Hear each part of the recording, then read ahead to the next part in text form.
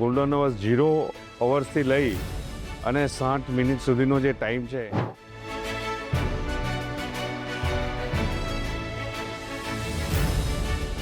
અકસ્માત ઉપરાંત જે નાની મોટી બીમારીઓ છે એમાં જે ગોલ્ડન અવર દરમિયાન જો સારવાર મળી રહે તો માણસને નવજીવન બક્ષે છે.